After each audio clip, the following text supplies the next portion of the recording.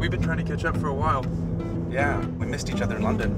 And Nashville. That's good we could catch up. Totally. Get out of the city. I'm going to read you the intro paragraph to the classic trip that we are on.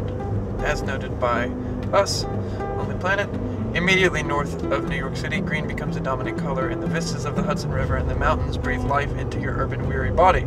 What kind of short trips are you doing these days? I think a lot of times people don't realize what's in their own backyards, and the sort of trip we're doing today, just to get out, for a couple hours, is a lot easier than people think.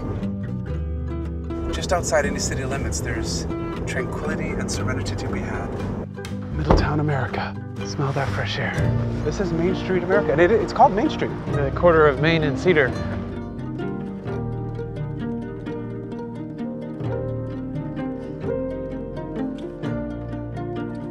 How are things going over at Lonely Planet? They're going well. We've been all traveling around the world a lot as we get some things going. What's your travel schedule been like this year? It's slowed down a little bit. I've probably still done almost 100,000 miles this year. Last year I did 300,000, which I don't recommend to anyone. I did 150,000 miles before April this year. Oh my gosh, yeah. So you got me beat this year. Last year I actually went around the world twice in 3 weeks. But there's no greater creative outlet than travel, as far as I'm concerned. I agree with that.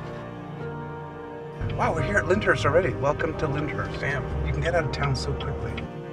You have to travel, you got to see beautiful things. But also running a company that is designed to show people the world, or in your case, supply information for people to go out and see the world. I feel very small in this house. I went to Africa by myself when I was 17. That was like, whoa, welcome to the real deal. You're 17? Yeah. Yeah, that's young. Yeah. What about you?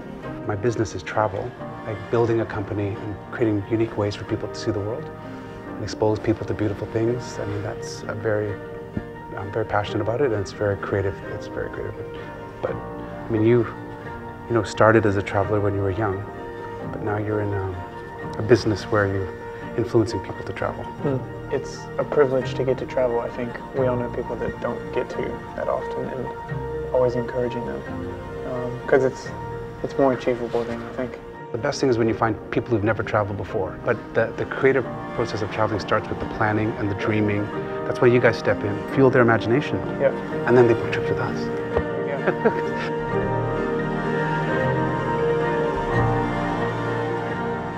Do you think travel can change the world?